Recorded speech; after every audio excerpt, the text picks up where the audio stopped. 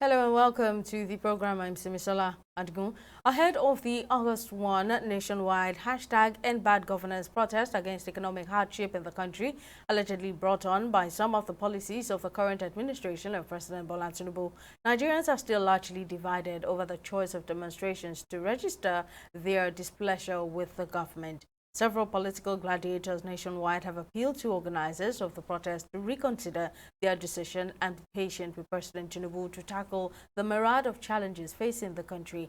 On their part, the presidential candidates in the 2023 elections, Peter Obi of the Labour Party and Atiku Abubakar of the People's Democratic Party, PDP, as well as several civil society organizations, have thrown their weight behind the protest amid blame game tactics from all sides. Although no one has come forward to identify themselves as the organizers, the Nigeria Police Force has defended its request for the names and other details of intending participants.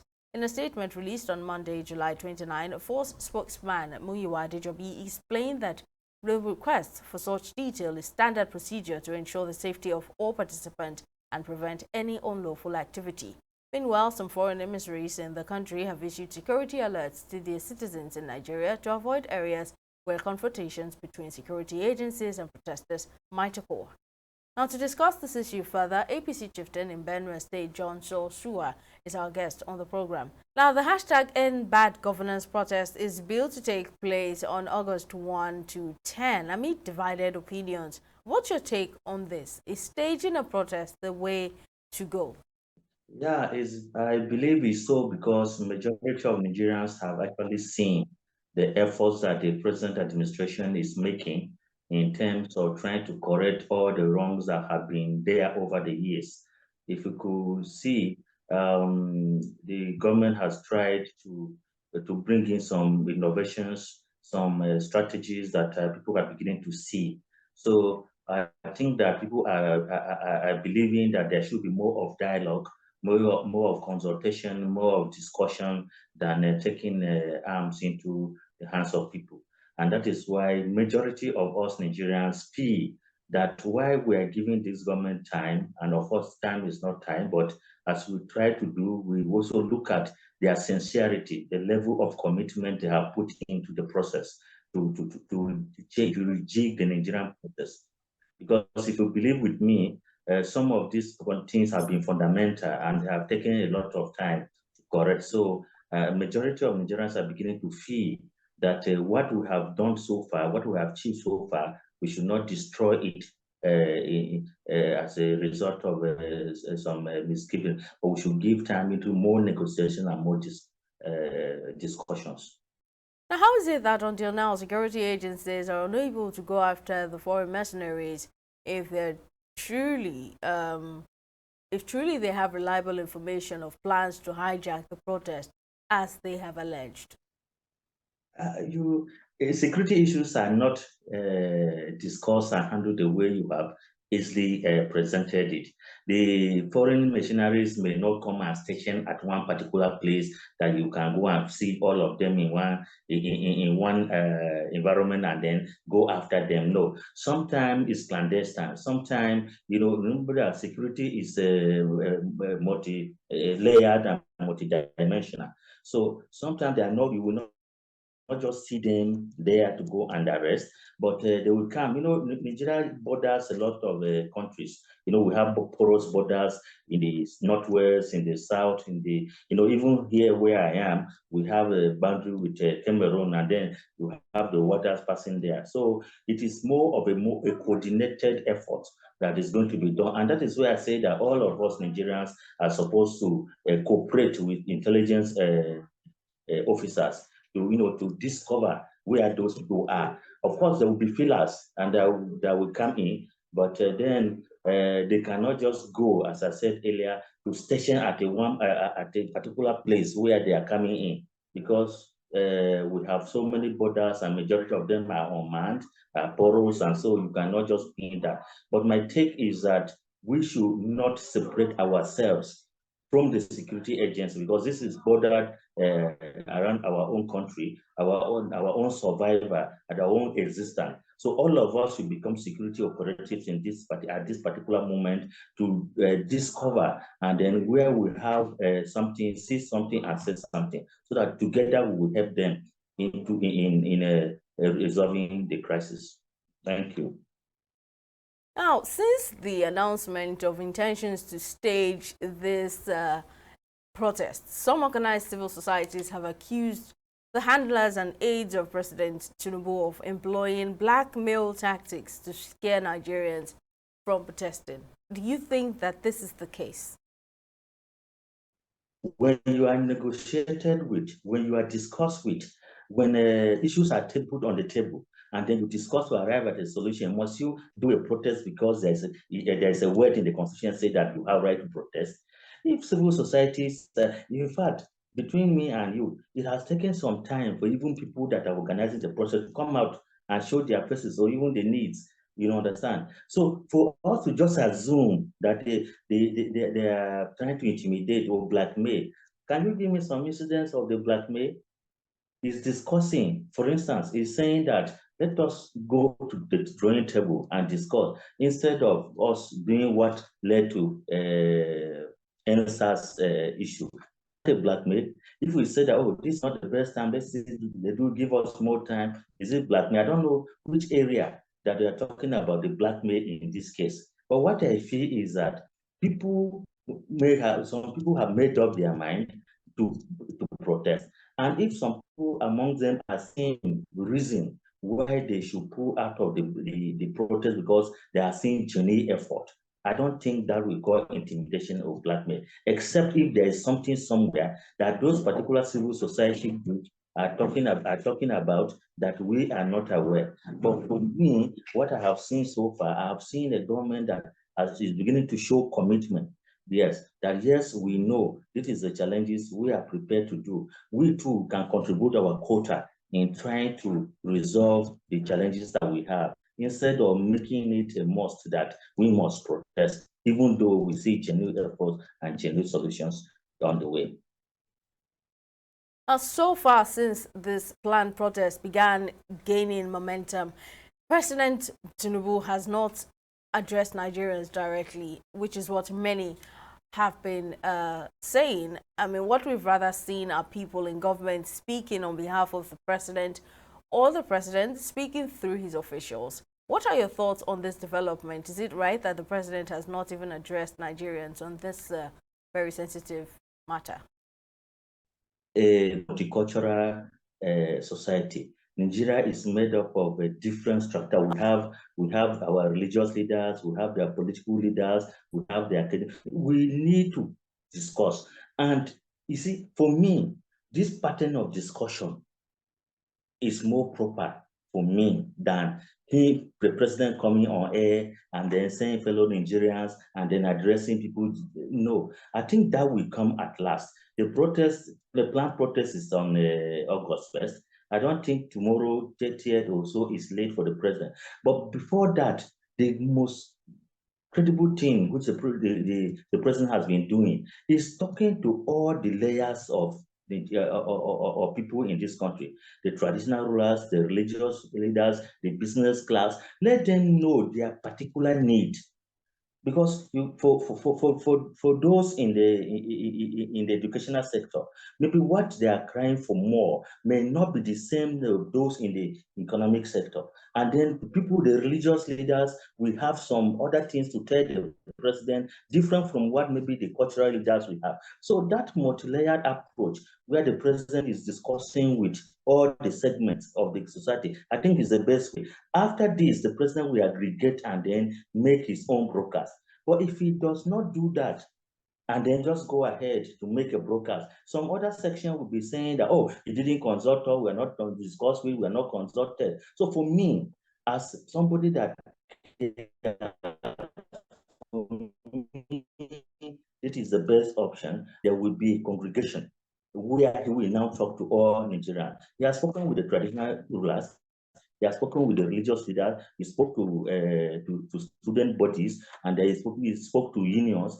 I think by the time he goes that route, you will discover that all the segments would have had a one one with Mr. President. And the Mr. President from there, we understand their different grievances. And then at that, he will make a one-off broadcast instead of just going ahead quickly to make a broadcast without consulting with the other layer. So to me, it is the best approach for him to take before finally talking to the majority of Nigerians. Well then, few days to the planned protest. Let's see what happens, if it will hold or not. APC chieftain John Sosua in Benue State, thank you for lending your thoughts. We'll go on a break now. The program will continue shortly. Do stay with us.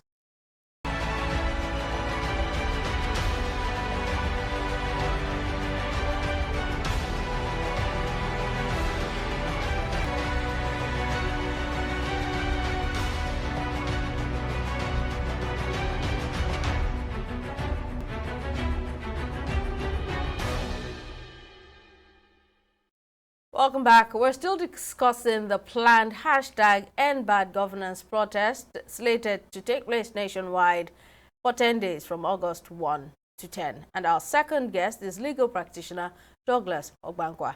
Thank you very much for sparing time, sir. Now help us understand the legal implications of this nationwide demonstration, which the Nigerian government has been urging citizens to withdraw from or to shelve. Does this merely imply that they lack the right to protest? It's the right to protest, according to the ground norm of Nigeria, which is the Constitution of the Federal Republic of Nigeria, 1999, is actually an inalienable right. The drafters of the Nigerian Constitution, understanding the hallmark of democracy, imprinted or enshrined the right to protest in two basic sections in the Constitution. And these sections pertain to the rights to peaceful assembly and also the rights to freedom of association. Being that it is a constitutional right, this right stems from the highest laws of the land, and any other law that provides for any other kind of impediments subjugates itself to the Constitution. In this regard, if there is any law that asks you to take any permission or any kind of giving notice, such a law is apparently under the provisions of the Constitution, because the makers of the Constitution only give one particular exception for the right to protest. That is for the protection of public law and order and protection of lives. And that is why we must situate protests along it being peaceful, in a way that it does not in any way lead to breakdown of law and order. Recently, the Inspector General of Police, that's Kayode Egbetokun, specifically asked all groups planning to participate in the demonstrations to submit their details to the commissioners of police in their respective states for security purposes. Is this request standard procedure, as the IGP has claimed, or is it just a tactic to, get hold of these organizers? The request from the Inspector General of Police, Dr. Kayode Egbetokun, saying that citizens who want to protest or the leader of protesters should submit their details to the Commissioner of Police in states is illegal. It's unknown to Nigerian law. It is actually what I want to call the rule of man and not the rule of law. And as far as I'm concerned, it is very important to do things the right way in this country. Not caring whose ox is God. It is important that we ensure that whatever we do, we follow the law. You cannot just wake up in the morning and you make your own rules. You're not living in a banana republic. As far as I'm concerned, Dr. Kayode Egbetokun, the General of Police, was talking to his colleagues at the force headquarters. There is no law, and I challenge the General of Police and the civil legal. There is no law in Nigeria whatsoever that provides that before you protest or before you go on to make agitations, you should provide your details to the police. That is actually an attempt to frighten and threaten the protesters. And I want to say that it has never in the history of Nigeria happened before, that before you protest, that you submit your details to the police. What the law provides is that the police will provide security to the protesters. Whatever we are protesting for, it's not for me, it's not for you in New Central, it's for all Nigerians. The police themselves will be affected if things get better in Nigeria. And I want to tell you that forget about the bosses of the police saying what they are saying. Even within the police, there is dissent.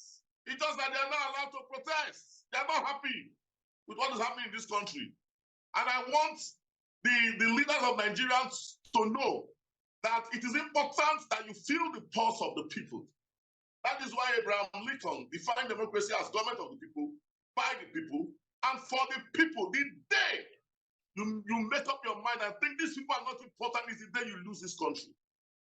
Anywhere in the world, any government or institution of state that has derided the people or that have thought that the people are not important, they usually pay costly for it. Look at what is happening right now. Phones are, millions of Nigerians have been disconnected. Why the coincidence? Let's call a spade a spade. Why are you not disconnecting phones few days to protest?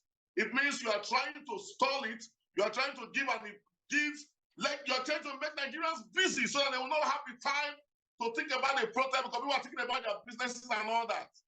You are shifting the goalposts at the middle of a march, and that is not the way it's done. So I want to tell the Nigerian government, we are not violent. When I mean we, I mean the people. Like me, I am someone that believes in pacifist approach. If I've not written articles about what is happening in this country, I've written over 100 within the last 2 to 3 years. But nobody have called me one day to say, young man, I've seen what you wrote. Can we talk about this? Something I understand about government is that they do not like intellectual engagements. They like when you carry guns. That is why you see they are discussing with Niger Delta militants, bandits in the north, and they feel like we that are educated, we do not have the capacity to carry a gun or whatever. The government should be very, very careful because when intellectuals are pushed to the wall, it's always very, very bad for the government. So government must take cognizance of the agitations of intellectuals because they are even more dangerous than these people you are dealing with. That is why I want to call on the Nigerian government to take this very, very seriously.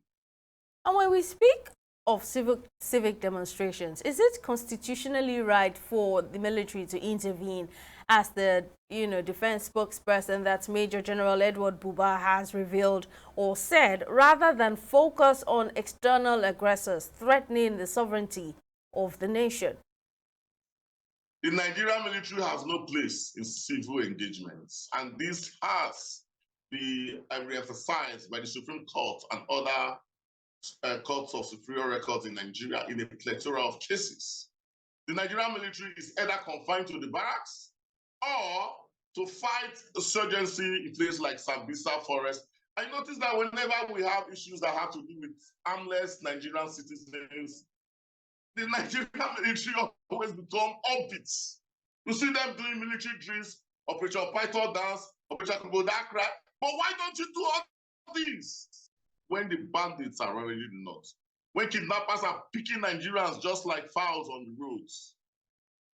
Or do it in the northeast, in Borno State, in Yobe State, in Bama, in Sambisa Forest.